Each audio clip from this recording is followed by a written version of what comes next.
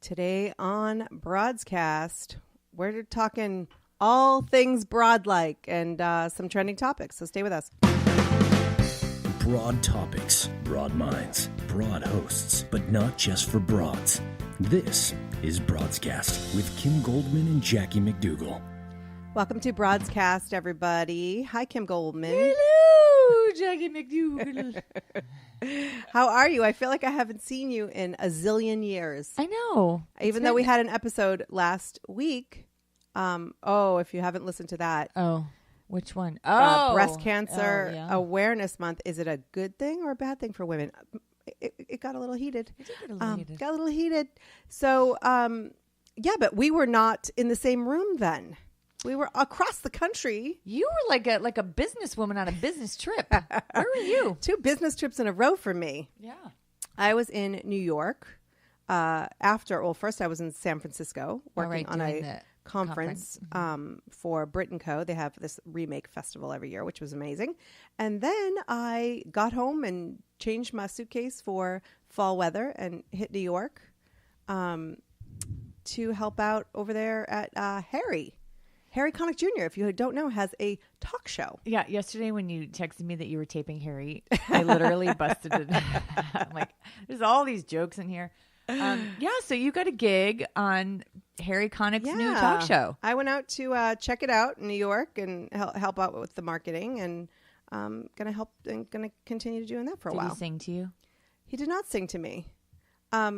He did not sing to me. He has such a beautiful voice, though. He does sing a lot in his show. He does. I've only watched one episode. It's and it's one of those things. Like, I've worked on a lot of startup talk shows. Yeah. And often with people who aren't necessarily talk show hosts. Right. And so it takes a bit. Like Harry Connick Jr. Well, like Harry Connick Jr., like Queen Latifah. Right. Like even my friends at Fab Life, they're like, they had never worked together, and some of them had never done television and all that. So, do you think that you can naturally go from being an entertainer like a Harry Connick Jr. to just then being a successful? Naturally? Absolutely not. Yeah. I think people don't realize like how much work it is. Do you know what I mean? Like, I think being a talk show host it's either a gift that you are natural at it, or it's something you really, really have to work at. But is his whole thing that like he doesn't want to prepare that much, kind of like what Larry King used to do, that Larry King would have guests on and he would have a little bit of information, but he didn't want to know too much so that it was a more organic interview? Is that what Harry Connick does? If you look online, there were a lot of interviews before the show, and he said that he didn't want to do pre-interviews and things like that. I think, like anybody, I could relate it to like parenting, where, what you do not want to do ever, and then you find yourself doing that, not only doing that, but doing it often. Right. I don't know as far as his take. I can't speak for him, but I think that the more you see how the world works, the talk show world, that, maybe he's more flexible with some things, but I do think that there's still an element of surprise. There are things that they do on that show that he doesn't necessarily know. They have this segment called Harry Tries, where, he tries all these different things. He's done like those, Crunch has this workout where you're on like these bouncy boot things, like moon boots, kind of like, not like moon, but they have like a bounce to the bottom, so it's really hard. Like, you have to keep moving to stay balanced on them. Okay. Or doing one of those hamster balls and like wheeling around, or stomp, or stuff like that. So I don't think he knows that those things are happening in advance, what those are, and because I think he likes to find out in the moment, right? But one thing he is really skilled at is, he's been performing and connecting with audiences for like a really long time. And so I think that that's really important to him. So he does a lot of audience participation and a lot of audience, interaction. And I think he's very, very good at that. And I think the other stuff, is coming along. And he's dreamy to look at. He's not bad to look at. He's not bad. Yeah. Although we taped an episode yesterday that airs, I think early next week. Yeah. With Eric Dane, McSteamy. Yeah. So it's funny. It's funny that you say that, because the only episode I watched was they were talking about Man Crush Monday, and they went around the audience and like had women talk about like who their man crush was, and there was this woman that got up and she said that it's a toss up between McDreamy and McSteamy, and he's like, well, if you had to choose, which one would it be, Eric Dane or Patrick Dempsey? And she said, oh, Patrick Dempsey. And he's like, Okay. Eric Dane's going to be on the show. So do you want to rethink your answer? So they went back. It was very funny. And she's like, oh, Eric Dane is by far the best. So it's funny that now he's on the show. Yeah. And it was very funny because, you look at Harry Connick Jr. and he's a very good looking guy and he's in shape and all that. And then Eric Dane comes out and even Harry Connick Jr. is like, oh, you're like the younger, better version of me. You know what I mean? And he's just so manly. Who's Eric Dane married to? A really beautiful Rebecca Gayheart. Oh, yeah. Oh, right. Remember she was on 90210? Yeah. She was Dylan's wife. Oh yeah. Hey, speaking of 90210 and Dylan, Luke Perry just celebrated his 50th birthday the other day, and someone posted it on Facebook, and they're like, "Let's just put this right here. He's 50." I was like, "Do we have a sound effect for that? I don't know. Yeah, here it is. Not a. Wait. What about this? Oh, Jackie. Oh no, that's an "Oh Jackie" from Andrew Bowen. So, what are you gonna do? We're gonna have to work on that. Luke Perry is 50 sound effect. Yeah. So yeah, that's crazy. But it was just kind of funny because, how do you like your men? Do you like them like manly, or more like artsy, good look? Like. So when Harry Connick Jr., I've always loved his music. I've downloaded it. I have it when we used to have albums, like cassettes, whatever. I'm dating myself. But when he was on American Idol, I really liked his personality, and it's kind of how I'm feeling about Alicia Keys on The Voice. Mm-hmm. Like I've always loved her, but I just like her personality. She's growing on me. But Harry Connick Jr. became more attractive to me as I felt like I got to know his personality through that show. Right. So I don't know that I'm necessarily attracted to an artsy person because I'm not at all artsy.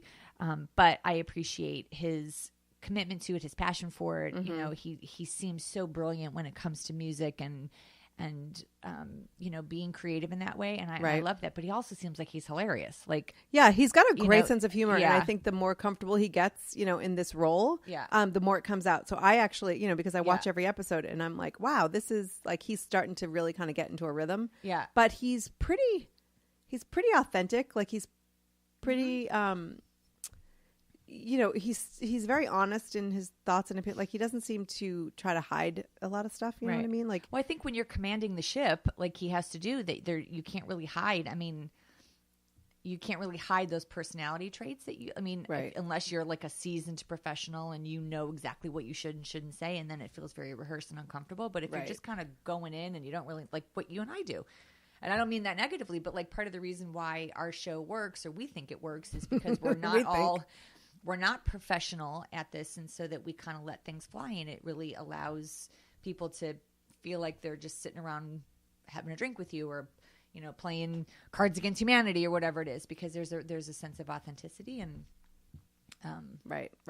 But you know what I noticed too is I think one of the things that I notice with people who are actors or are not necessarily hosts, and then they go into this field, is that there's a huge difference between being a talk show host and acting the role of a talk show host. Does that make sense? Because if you're an actor, you could very easily play a talk show host.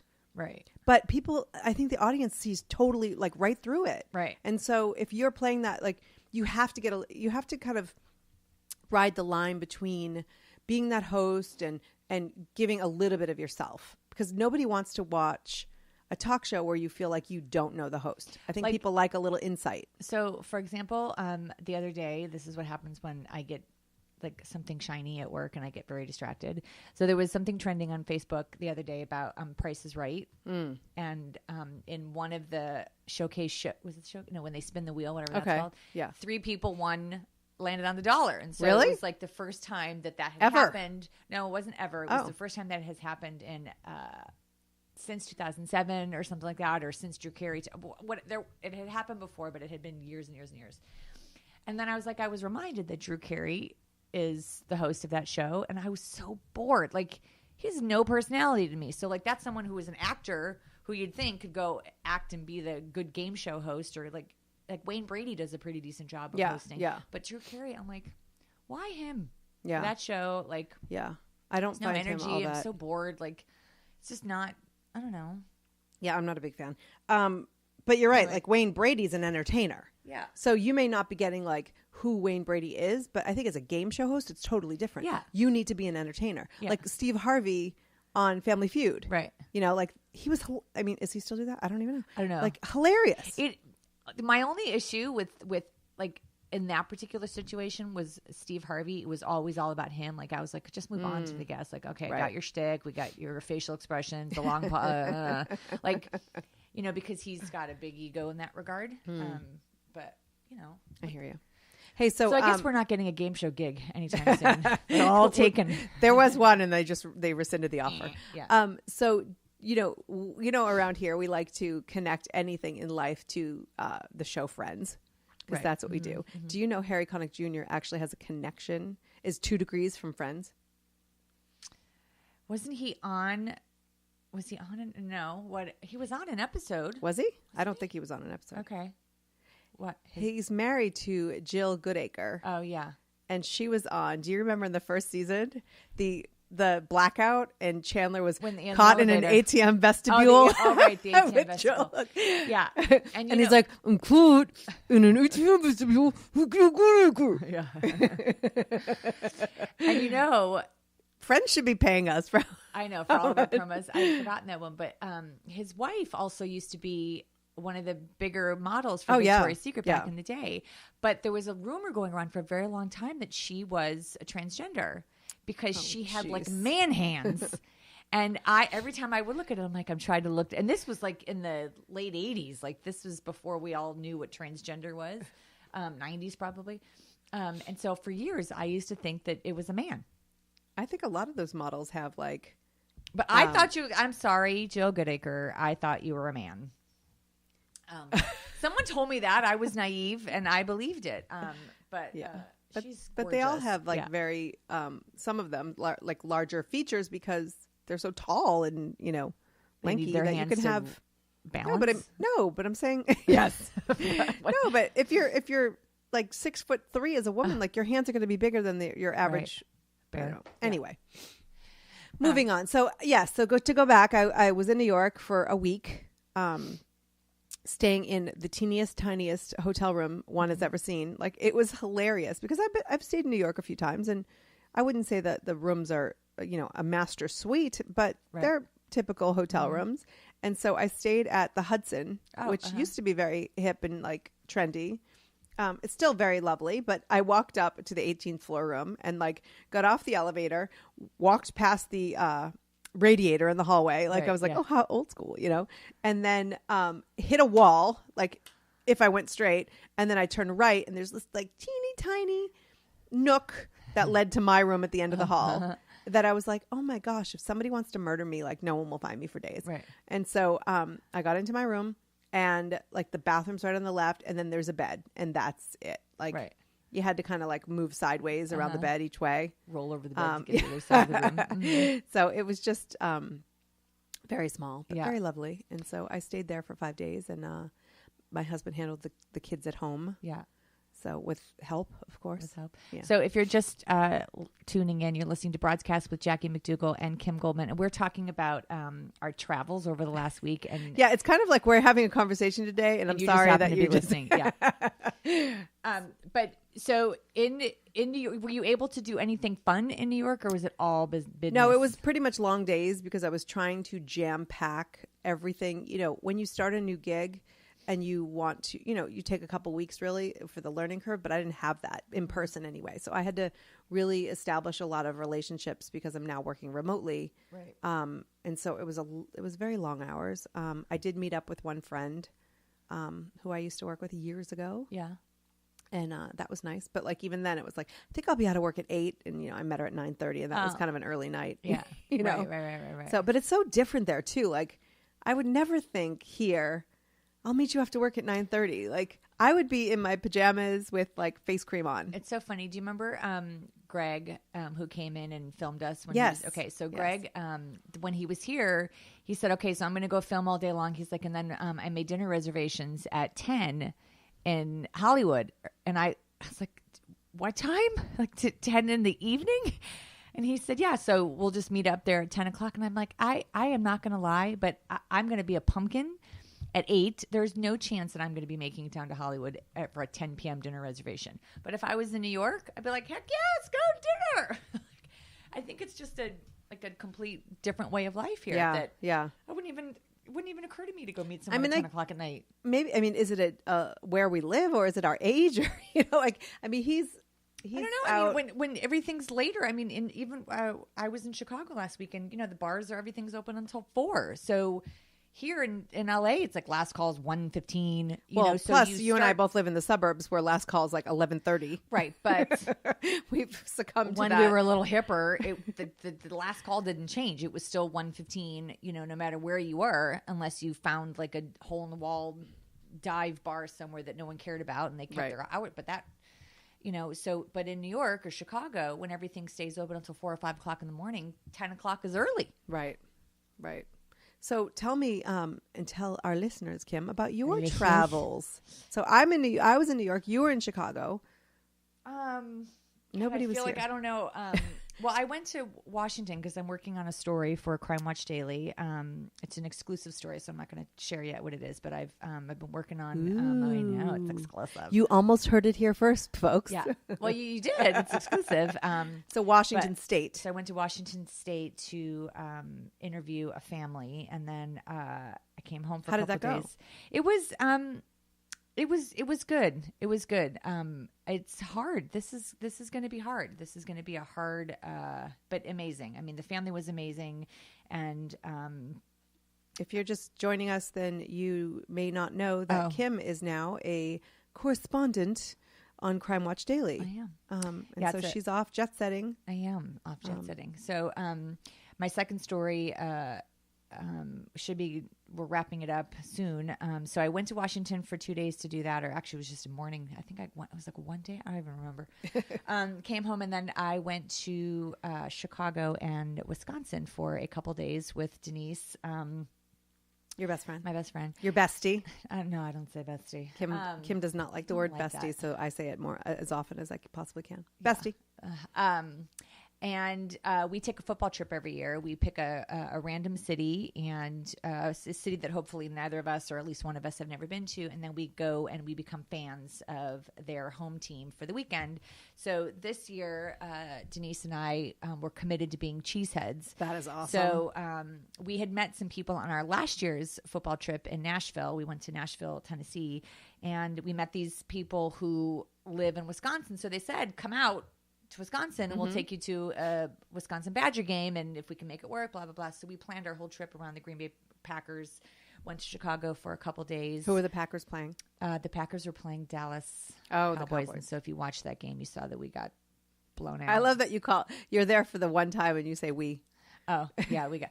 I actually like the Packers, but when that's what I'm saying, I become a fan. I had my cheese head. I had I purchased the cheese head. Oh my gosh. Did you bring it home? I did, because it doubles as a drink holder. If you turn it over, you can put 3 beers in there, and then you can put some chips and salsa. Really? Are you serious? I'm totally serious. Oh, that's awesome. If you turn it over, there's little.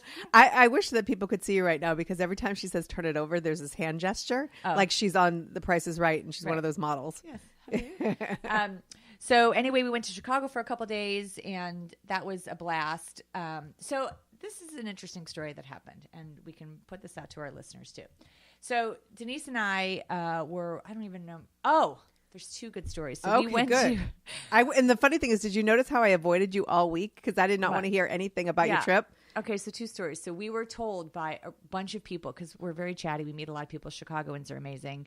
Talk to anybody. A lot of people told us that we should go to this place called the Baton Club. Well, the Baton Club is a transgender impersonation club. So they're actually transgender, or they're impersonating transgender? No, I don't know. They're transgender, impersonating celebrities? Yeah. Okay. I guess. I don't know. Well, we weren't entirely sure. So we went and had a great dinner at Lou Malnati's and had like amazing Chicago pizza, and then ran because we were going to be late for the 8 o'clock show to the Baton Club. Denise and I and 10 other people were the only people in the entire club. But somebody recommended this. Yes, like amazing. You got to go to this club. So it was Denise and I, and then I lied. There was 12 because 2 people walked in late. I could probably tell you all their names because we spent a long time meeting everybody in the crowd. Oh my gosh. So there were like 8 women to the right of us. They were all correctional officers at some nearby police, some correctional facility. And then this other couple who we're not really sure what their situation was because one of them was married and got really awkward. And so I'm not really sure what happened there. But anyway, so the opening act happens and there were 4... I'm holding up 5 fingers and saying 4. There were 5 women that were on the stage that lip synced. Okay. The opening act. And I was like, well, that's weird. Like, I could do that. Right. And so then they go off stage and then one by one, they all come out and do their performance, but they were all lip syncing. So this one woman came out and she was lip syncing Diana Ross. Okay. And I was like, I don't want to come and watch a lip syncing show. Like, and people were hooting and hollering, and I was like, I am so bored. I mean, this was ridiculous. It was ridiculous. So Denise was obsessed with the shoes and the feet because we were right in the front row. I mean, we were right in there. So she kept looking at the shoes and the feet because she was so bored. And then the ladies to the right of me started to get up and like give dollars to the train. And I'm like, oh, am I in a strip club? Like it was the weirdest. Oh my goodness. It was the weirdest thing. So we had a 2-drink minimum. So we had to suck those puppies down really fast. And then Denise leans over and she says, next time they fade to black, we're going to get out of here. I'm like, we can't. We're the front row. We can't. There's just the 12 of us. It's going to be very obvious that we try to sneak out. Right. So literally it fades to black. Denise is trying to gather up. I love that you say fades to black, like on stage. Well, it does because they literally darken the stage and then they light it up again for the next act to come out. Okay. So Denise is trying to gather up all of her stuff and she's like stuck in the chair because her bag was all wrapped. And I'm like, oh my gosh, we're really doing this. And so I grab all of my stuff and we start to run. Wait, stop for a little sidebar for a second. How much stuff did you bring to the drag show? I don't know, but she was having a hard time in our jackets. Did you bring your luggage or something? Yeah. And so then the 8 women that were to the side of us, I could hear them yelling, they're making a run for it. Oh no. And Denise turns around in perfect Denise style and she puts her hands up like peace, like she just sticks her tongue out. She's like, yeah. And I was like, run, Forrest, run. And so it was just the funniest. It was just the funniest thing. I'm like, how did we get roped into that? Oh my goodness. Okay. So moving on, this is the second part of my funny story. We ended up in this other bar and it was the country bar and it was a blast. So there's this good looking guy at the counter that I of course notice but he can't be from the drag show. No, I wasn't sure. So I ended up at the bar to get a drink, and then at some point, he and these 2 guys that he was talking to, they turned their attention and they started talking to me. And so the guy that I thought was cute was about like 6'2", whatever. And I got up close. I'm like, oh, not as cute once I got closer. Right. But anyway, he starts telling me that he is a Botox marketing guy. Oh. And so for Allergan or whatever that, right? Right. Okay, so he says to me, he's like, I've been doing Botox for 10 years. I'm like, what? He says, I've been doing Botox for 10 years. I'm like, how old are you? And he said, I'm 44. And he said, because I want to look like that. And he's pointing to these 20-something-year-old kids that are sitting there. And I'm like. I love that you call them kids. Yeah. But so now I'm looking at him and I'm thinking, your face looks weird. Like all of a sudden it looked really weird to me. So then he was trying to tell me where I could use some Botox. Oh. But I was in the moment. Wow, that's quite a line. Yeah, it was quite a line. So then the one of the kids was like, well, how old are you? And I said, I'll be 45 in December. And he's like, no way. And I'm like, that's the reaction that I want, not telling me I need Botox. So this kid was like, you're so pretty and blah, blah, blah. Then Denise comes over because she was in the bathroom and we had this whole conversation about our ages. Jump to, because this is the best part. The 44-year-old Botox infused gentleman is now trying to have a threesome. Oh. With Denise and I, because that's what girls do on girls' trips, don't you know? Oh, is that what he said? Yeah. It's on our bucket list, don't you know? And so then he proceeds to tell me that he doesn't get a lot of action where he lives, and I won't go into the very graphic descriptions that he was giving us, and that he has very little sex with his wife. And I'm like, wait. You're married? Oh. He's like, yeah, I'm married. He's like, but we live like roommates and, I'm traveling all the time and blah, blah, blah. And I'm like, it now has totally changed the entire, like, feel for the conversation. So I am not kidding. For the next 45 minutes, he was making a hard play to have a threesome with Denise and I. Why did you stay? Well, you're kind of. It wasn't like I. Yeah, you weren't feeling threatened. No, at all. But I was like, dude. I mean, it was kind of somewhat amusing, though. Yeah, it was kind of amusing, but. And then Denise is like, I will not be participating in that. And he goes, I don't know about Kim. And I'm like, I don't want any part of this. And so, but he didn't wear a ring. He was very clear about the fact that he was married, that he wanted what a great guy. from it, that he wanted nothing from it. And that we could just cuddle if I didn't want to have sex, if that made me uncomfortable, that we could go back to my room. Yes, so because that's what people do is have a one night stand of cuddling. So it just dawned, like, why was he so upfront about all of it? As like, was that supposed to make me go, oh, cool, no strings, or like, have you ever had that happen to you? Have I ever met men who are completely out of their minds? Yes. Two things. Men, like, what is their fascination with being in a threesome and thinking that women, that's on their bucket list? Like, he was floored that Denise and I had no interest in having a threesome, let alone with each other, let alone what, like, he was floored by that. Yeah. Couldn't believe it. Thought we don't were let lying. him represent, like, I mean, I've certainly been around my share of men who think things are one way when they're not. Mm-hmm. But it's been a very long time, since I'm the one to be in bed by 8:30 now. Yeah. But he doesn't sound like that typical Midwest boy at all. No, he's from Philadelphia. Oh, well, there you go. That just made my headphones pop right off. And then he said that since I was from LA, that therefore I don't know how to have sex. Oh, is that a thing? What? I don't know. I was very educated. Wow. Yeah. And then this guy seems to know. This guy sounds like Donald Trump. Then he handed me his business card as he walked out. It just was the funniest. God. Can we post it on our website? Yeah. He said to me as he was leaving, he gave me a hug and he said, "You're really going to regret this tomorrow." He's like, "Do you want to feel what you're going to regret?" And like, he put his hand like on his chest and I was like, damn, that does feel good. But he's like, "You're really going to regret this tomorrow." And literally I woke up the next morning and I looked over at Denise and I'm like, "Nope, I don't regret that."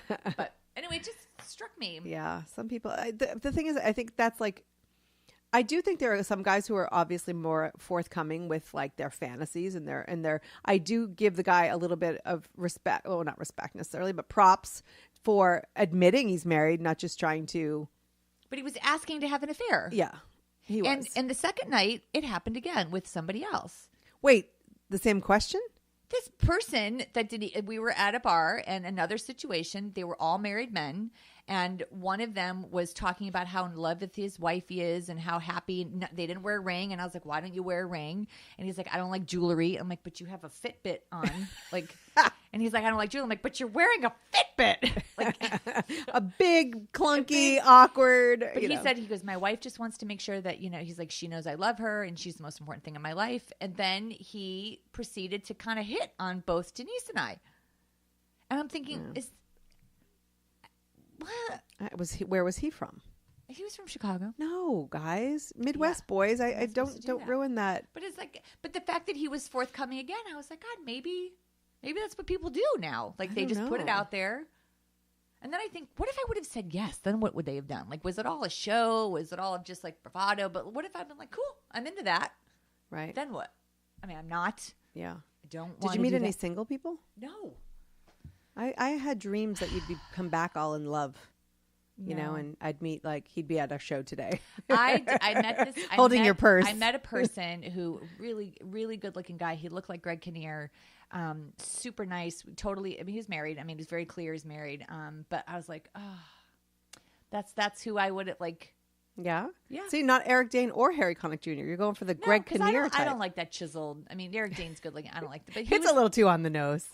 No, but my point is, like, it was just a nice guy, family oriented. I mean, it was someone that I was like, oh, this is really easy. Right. Right. And we talked about marriage and we talked about a lot of things, but it was just, married. I don't want to be a homewrecker. I would never do that. No, because ultimately, where would it get you anyway? So, Hey, we have to take a very, very quick break.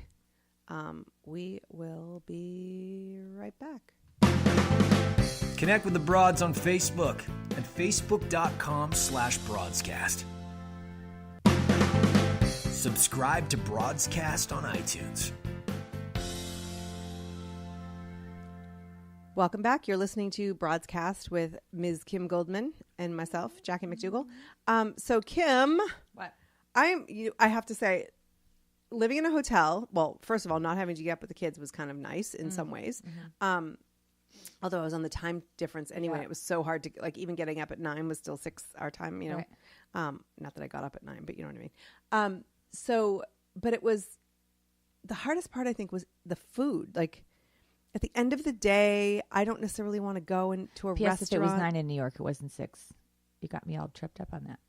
If it was 9 a.m. You wouldn't be getting up. What did you say? I said if I got up at 9 a.m.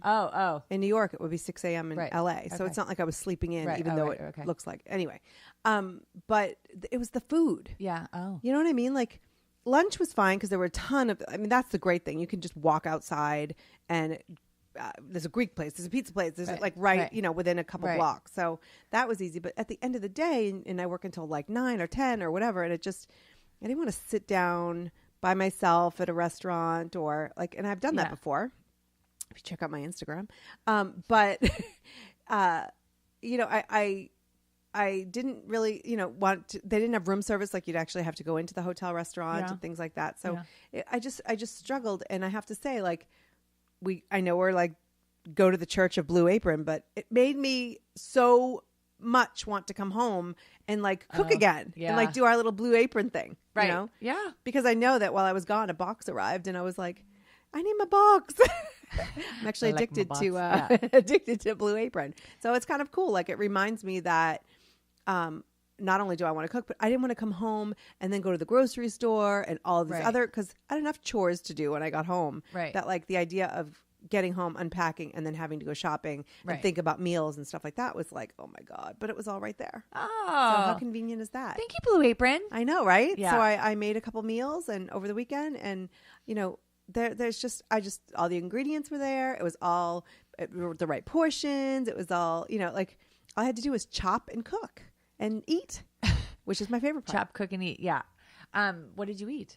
I ate this amazing bowl thing. Like, all of the, I actually made a few things. Now I'm gonna have to look up what I made. I thought so. Yeah. But I was just happy because the ingredients were fresh. I didn't, you know, because there were some things that I had purchased, like produce and things like that, on my own. And I left, and then I went to New York and came back, and those were all bad, of course, because God forbid anyone eat fruit and vegetables in my house while I was gone. So does Jeff cook when you're gone, or like, was he allowed to open up the Blue Apron box? No, the Blue Apron box arrived the day I was coming back that night. Oh, so it was perfect timing. But he, you know, he makes your typical like mac and cheese, and they probably ordered pizza one night, and it was just, you know, all the fresh produce that was in my fridge remained in my fridge, just not as fresh. Right. So it was really nice to have that stuff delivered and and not have to worry and know that it was actually going to be used. You know, I kind of wish that I had saved the Blue Apron box from the week before for him to cook. Oh, but you know, by the time he gets home, he's not as into it. He loves eating it, but he's not into cooking it as much as I am. Yeah. I feel like, do you remember when they used to have those recipe cards? Like, you could actually sign up and you get like cards in the mail, and you know, it was like old school. Yeah, old school. Yeah. They were big. Yeah, but they like had pictures, and like you learned how to make stuff, and then they came with a binder, and then you'd put them in the binder, and then you get new cards. You know, I was such a dork back then. Like, but this is kind of like that, but the food comes with it, right? And it's all ready to go. Yeah, you know, and better. I love it. So, if you guys are interested in trying it, head to blueapron.com/broads, blueapron.com/broads, and you can get 3 free meals. Free. So when you got it, Kim, you got 3 meals, right? Like times 2. I got 3 times 2. Well, a meal for 2 people. Yeah, I got 3 meals for Sam and I. So we had enough food. We had leftovers, for sure. Every night we cooked, we had leftovers. So, you know, for new customers, they would only be paying for half of that. Why? Because that's 6 meals total. Oh, right. So you get 3 of them free. Right. So that's pretty cool. And other than that, like, it's way cheaper than eating out. Right. And it was fun. Like I mean, for Sam and I, you know, it was great because it was time for us to spend together. And you know, he's not a picky eater. He just likes to know what he's eating before he eats it. And I'm usually like, I don't want to tell him because then he'll have a preconceived notion about it. So maybe that's why he's picky. He's like, you won't tell me. Well, because if I tell him he's having, you know, I don't even know, cauliflower, like, ew, I don't like cauliflower. Right. But, you know, so I try, and that's terrible because it's a terrible analogy. But anyway, he liked to participate in it. He liked that there were things that he could do, that he saw what it was going to look like, that he could envision it. And he loved it. He loved everything that we cooked. So that's cool.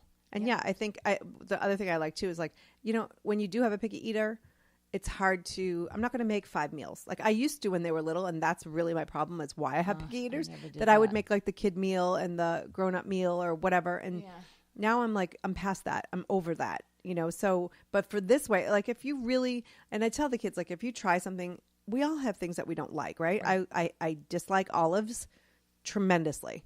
Really? Olives are disgusting to me. And cilantro. So, yeah. So I, you know, understand if you have things that you don't like. So I like that I was able to, in some of these recipes, kind of when you plate them and serve them, like you can actually kind of take out some of the stuff that people don't like and cater to their needs. Right. But not necessarily give them an entirely different meal. So speaking of disgusting, did you watch the debates? That was a good one. Oh, we should get a little rim shot in our we're gonna have to put that in our sound effects here. So wait, I have one. Kim, come on. You can't even hear it. I can't even hear it. So it was a good one though. Did you burp? No, it was Andrew Bowen going, Kim, come on. Oh. So so we finally have we're narrowing the oh my gosh, we're like days away. I feel like I just feel like it's been 20 years that we've been campaigning for this next presidency. Right? Oh my gosh.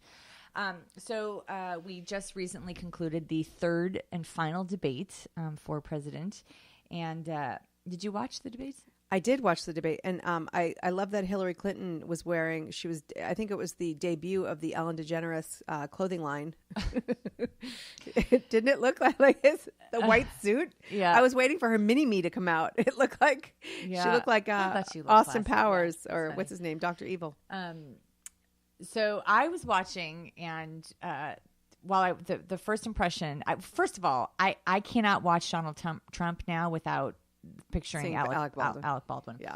But for the beginning part of the debate, he looked stoned. Like his eyes, like there was just like a really little, and then you could see him like it was like the sedative was wearing off. Yeah. Because then his eyes started to get big, and he was doing this weird. He had to take something so that way he didn't get stuck with the cocaine that made him sniff. But it was interesting to kind of watch him, like he was like coming out of the shell of the like, fog. He was like birthing. I don't know. But he looked pretty subdued in the beginning, and then he just can't contain it. And it was anyway. So I was watching Twitter unfold as the debate was happening, and there was a tweet that happened that made me giggle. And so it said, Trump's foreign policy answers sound like a book report from a teenager who hasn't read the book. Oh, the grapes. They had so much wrath. So that tweet started trending with the hashtag Trump book report. Oh my gosh. I sat and read them. I laughing, crying so hard. Do you have favorites? Oh my God. Favorites? Okay, so here's one. There's a lord, and he's got rings, lots of rings, the best rings, and 2 of the best towers anyone has seen. Lady Macbeth, nasty woman, blood coming out of her everywhere.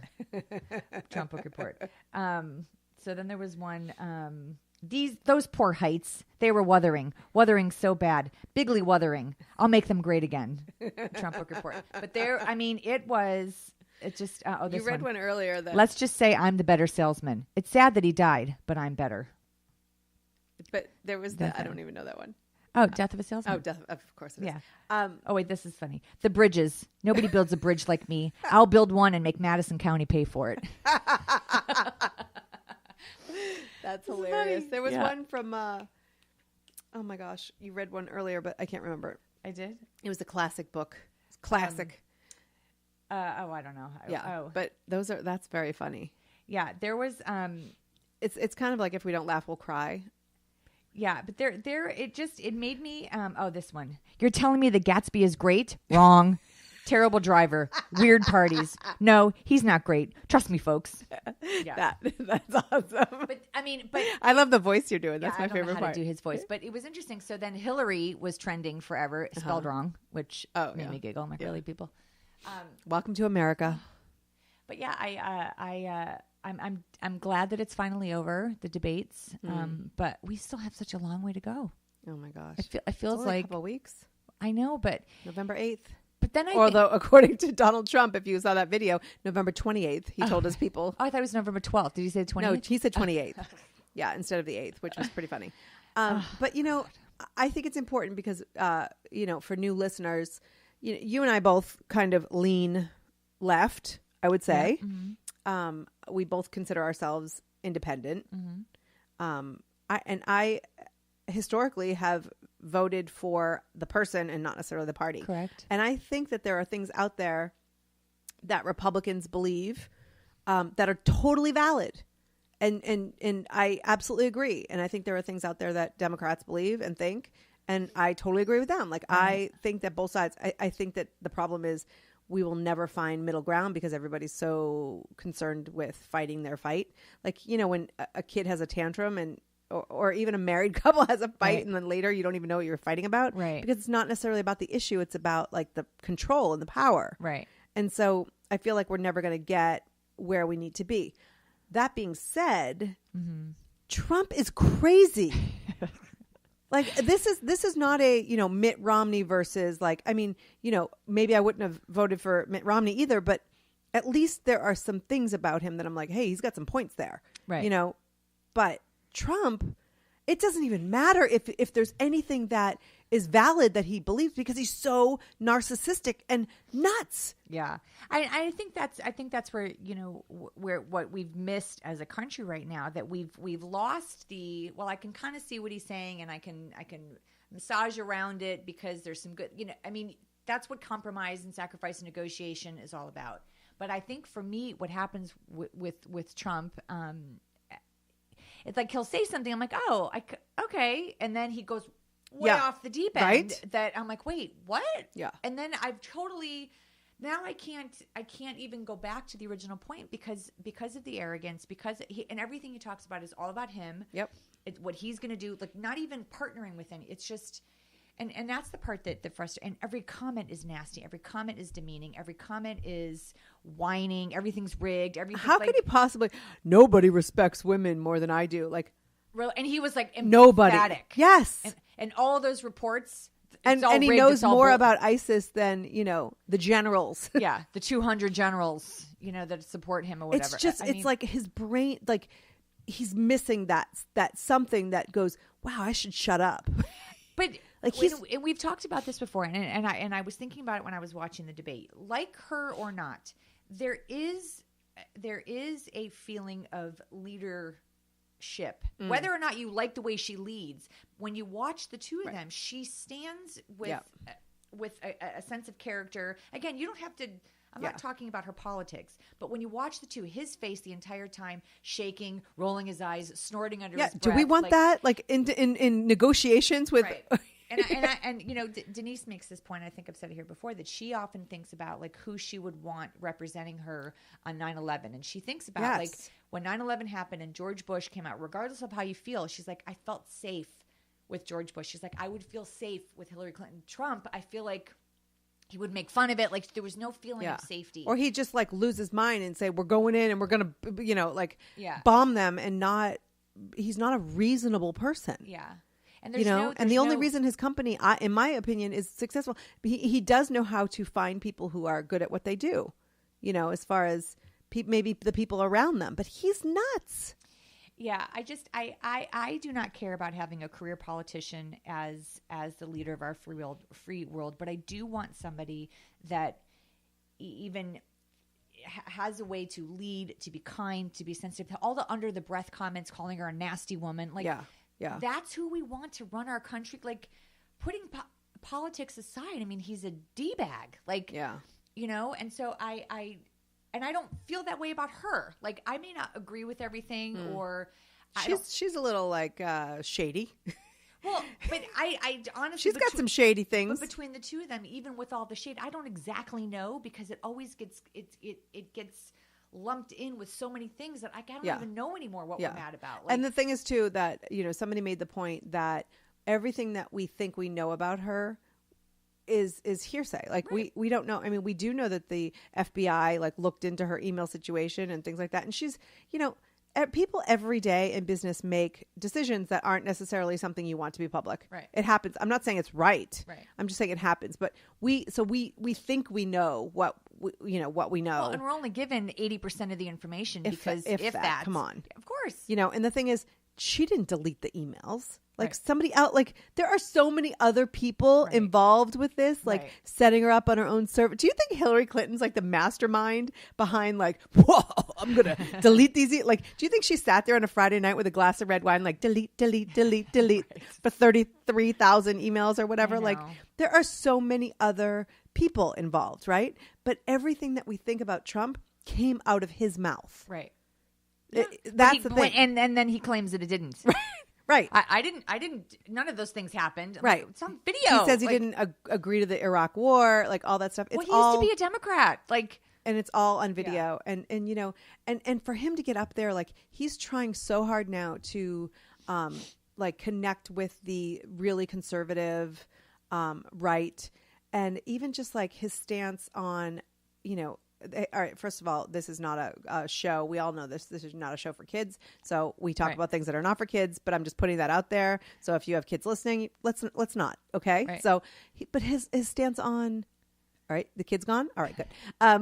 His stance on abortion. Like, what was that? Oh, partial birth abortion. You can't take the baby out on the day. Like, that's called birth. Like, what the heck was that whole conversation? It was so. No one has the right to do that. I mean, yeah, the my doctor, OBGYN, the woman, the birth, the baby. It's like, he's out of his mind. The thing is, you know, people have their feelings about abortion. Hey, I have my own, and they're not. I am not the most liberal when it comes to that topic. I tweeted this and said, being pro-choice does not mean that I am pro-abortion. Those things are not interconnected. Just like when Hillary Clinton was talking about the Second Amendment, she supports the Second Amendment, but she wants there to be regulations. Just because you want regulations and to try to close the loophole doesn't mean you're trying to take away the guns. And that's what Republicans, more conservative Republicans, the scare tactic, want you to think, that if you're pro-choice, that means that you support killing babies. And the fact that that's our conversation, it's disgusting, because they don't want you to take away their guns, but they want to take away my right to my own body. I can't reconcile that. And when Trump's talking about wanting to replace all the justices with people that want to turn over Roe v. Wade, like, what? How did we get to this place? How did we get to this place in our country that is what the goal of the future president wants to be? Like, I don't understand that. Yeah, and the thing is, like, it's not. It's such a sensitive topic, because I'm getting emotional right now, because when I think about just the whole topic of abortion, like, it makes me physically, like, I feel physically sick. Like, it makes me sad that anybody feels, in most cases, like, that's their only option as far as in their lives. Like, that makes me truly sad. Well, of course. I don't believe in it as some sort of birth control or like, look at my life. Like, I personally couldn't do it. I agree with you. I can't take, I remember when I was in my 20s, in my head, I was like, well, I'm pro-life. And then as I got older, I realized that, yes, of course I am. Like, who isn't? Right. But I don't believe in making that illegal. Right. Because I don't. So there's such a fine line. And it's like, I hear people yell out, like, you know, the Democrats think this. And like, I'm not necessarily a Democrat, but like, don't think for a minute that is not something that makes me extremely disturbed, like, truly. And it's not a judgment on somebody who, I'm not in their shoes. I'm not judging, but I'm just telling you how I personally feel about the topic. It's like so upsetting to me. However, you know, we're talking about like these late term that he's talking about. Like, We're talking about when a woman is on her deathbed. Like you have to make a choice. Like again, we are not in their circumstances. But if a woman is on her deathbed, okay, and she's about to give birth in 2 weeks, they're not killing the baby. Right. They're taking the baby out. Yes. Like, and that's what he kept saying. You're killing the baby. I'm like, that's not. Yes. That's not it. And and Hillary even said enough with those scare tactics because that's not what. We're not talking about a viable. Yes. Yeah. Not at all. But and that's where the scare tactics and the hyperbole and all that stuff frightens me, because if you tune into part of it or you only hear what you want to hear, that's when it gets scary. Like nobody wants to kill babies. Like nobody wants to, put guns on the street to kill thousands of people. Like, but where is the conversation that keeps all of us safe? Not just a couple, right? Not just this group versus that group. Like all of us. Like we're united as we stand. Like under all together. And I feel like this political race, has been all about me versus you because I'm better. And whatever side you're on, that's how this has been. When I listen to Hillary Clinton talk, and again, I'm not voting for Trump. It doesn't mean that I necessarily align myself 100% with Hillary Clinton, but when she gets up there and she talks about, families and children and women and health care for women, I support that. I believe in that. Do I understand Social Security and how that's going to impact us in 30 years? Nope, I have no idea. Do I understand exactly ISIS and Mosul and Aleppo? And I don't. I don't understand all of that. So should I pay more attention? Probably. But right now, the fact that my issues that impact me specifically, which would be healthcare, my right to choose, my reproductive options, that impacts me directly. So I'm paying attention to that. So if that was the only thing I had to choose between, right, there's no other choice, right? Because I have a potential president that wants to rip me of my choice, right? And I didn't. But I don't even think he believes that. That's my point that I didn't make. Was that because he was a Democrat before and was always pro-choice until he became the Republican nominee, and then he flipped. Yeah, but that was a way to secure the I don't even think he flipped. I think he's just saying what he thinks that has to be said in order to be elected. I don't even know if he believes it. Yeah. The way he reads it, he just says it like, so we only have a couple minutes left, but I have to say I have one regret with this election. I regret not getting on the Bernie bandwagon. Oh. Because I think out of the three of them, he is the best choice. Yeah, but Bernie would never. He's too much of an idealist, and I think that he would never have succeeded. I think we weren't ready for him. I don't think we're ready for him yet. Yeah. And if not now, when? It's but he'll be dead by the time we're ready for him. I think that he would have crumbled against Trump. Yeah, you think so? I liked a lot of what he said. He made me. I don't know that I thought he was much of a leader either, because I kept thinking of what's his face from Curb Your Enthusiasm every time I watched Larry David. That's hilarious. But really, it's all crazy. Okay, I'll leave you with this. Okay. Let me tell you about Les Miserables. He was a good man, a great man. Les, such a man. He became miserable thanks to Hillary. That is fantastic. So thank you very much, everybody, for listening today. Reach out to us at broadscast.com if you'd like to be on the show or a topic, or, and we're on all the social media channels, Doesn't Facebook. Andrew say that? Doesn't Andrew tell us? He does, but, sometimes they like to hear it from me. Oh. And say it in a sexier voice. Okay. So any other parting thoughts? Peace out, party people. Really? That's it? Yeah, that's it. So, but definitely tune in next time. Oh, yeah, you should come back. Lots of great guests coming up. And thanks for, what's the word? Indulging us. Thank you. Oh, that's what you were thinking? See, I did my snap and my flip of the hand toward you. And you gave it right to me. And I gave it right to you. And you were like indulging us in just chatting today, because I think sometimes you just got to talk. Yeah. And this is how actually the show started. Because Kim and I... We are missing the wine. We are missing the wine. We have coffee. But the whole show started because we would chat over wine and say, hey. Kind of like how Seinfeld started, right? Just nothing. A show over about nothing. Yeah, that's pretty much it. Yeah, and so now we're all, national around the country. And so we appreciate your listening, and we will catch you next time.